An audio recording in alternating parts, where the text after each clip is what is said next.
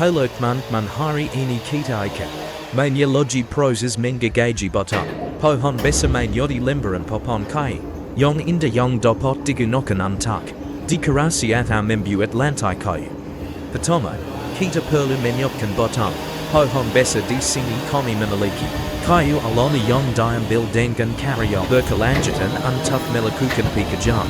Ini anda akan membutuhkan jagoji, rantai. Maya, jagoji serta perlengkapan.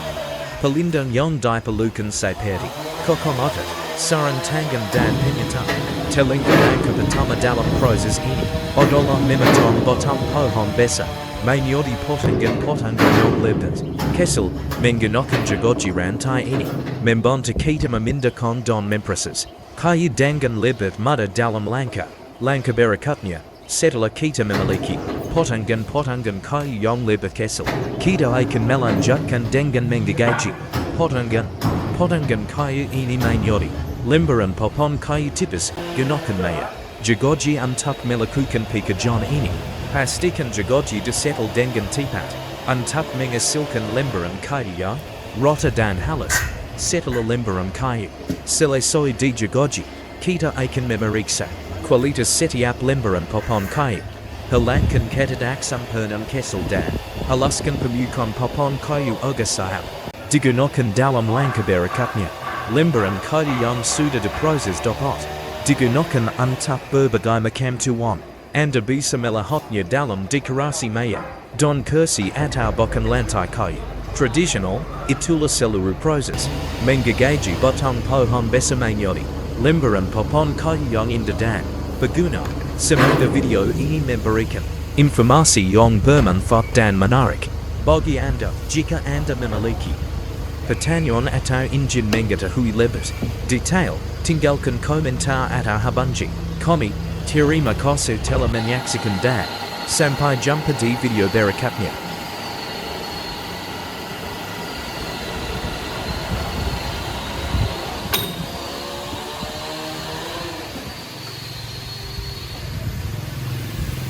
Bây giờ nó không đưa tiền ra là nó dầu quẻ nha.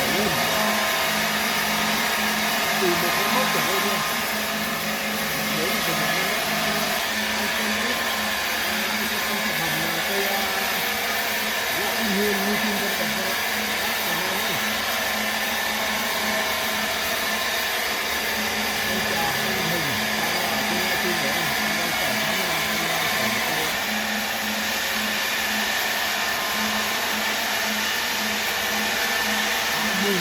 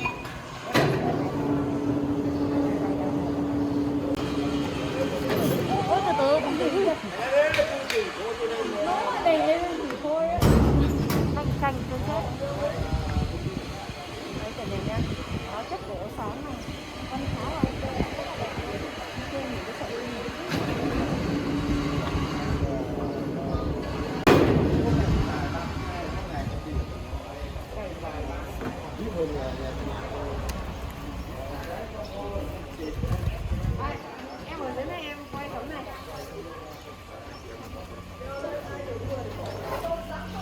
Riêng cái để xịt.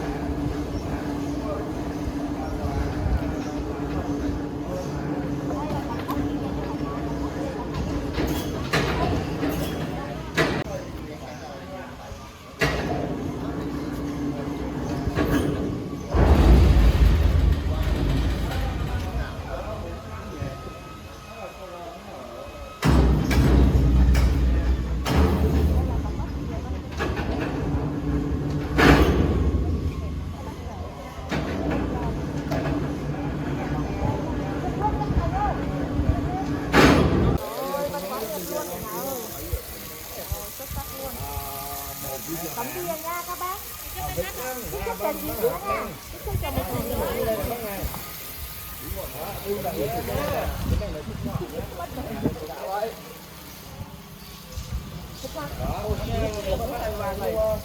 Nhà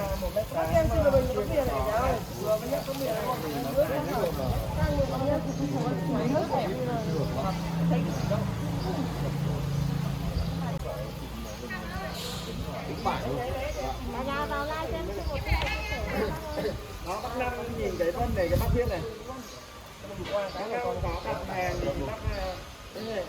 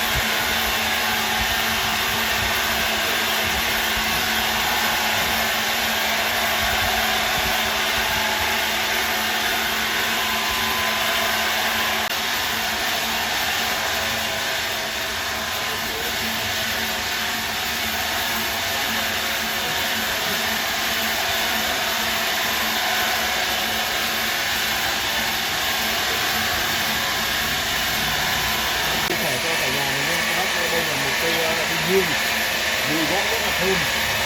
Có khả năng là cái người nếu như mà quan tâm sâu hơn về gỗ thơm này nó có cái khả năng nó thu được cái mùi côn trùng vào nhà mình ấy. Và như rồi mũi là mùi gỗ này thơm là người mũi nó không vào được đâu.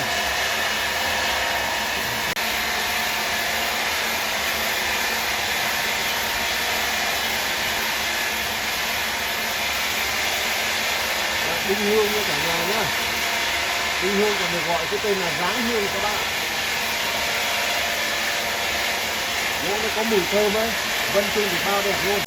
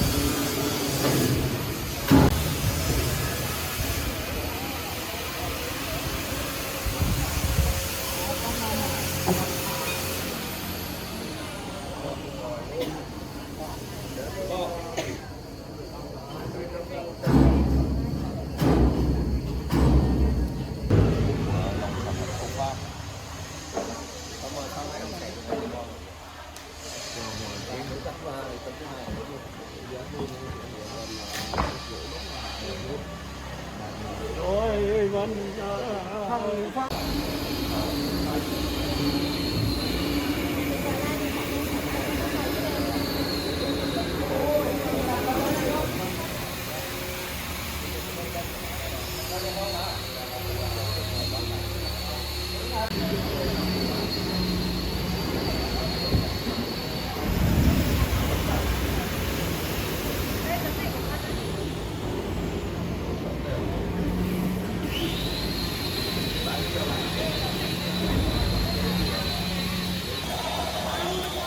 Đấy giờ mới thốt 30 đúng không? Rồi cho 3 mạch 30. Dày 3 tấc. Anh chị em nào quan tâm. Siêu tính tin.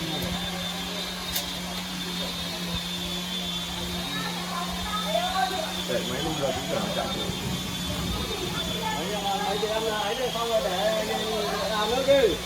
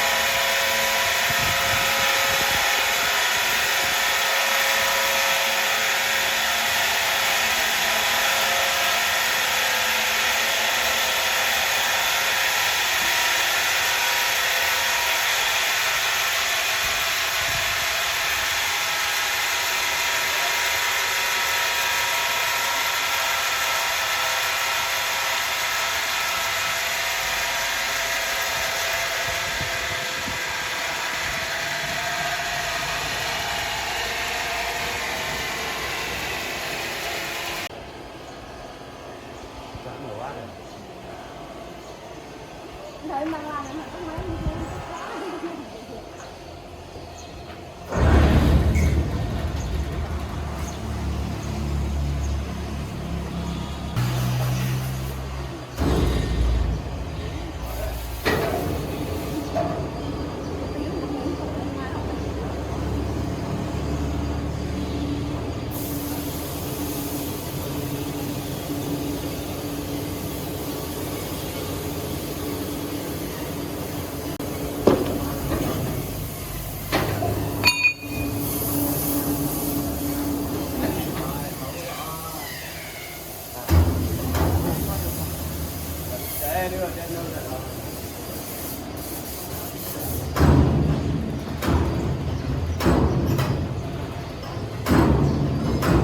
Đấy, sẽ năm ra đây vẫn cân rồi, không cái này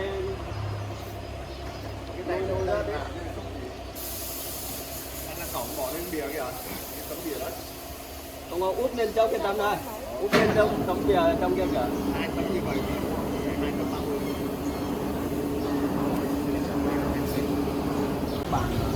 Có nước trên cái đường này nó chạy vào đây.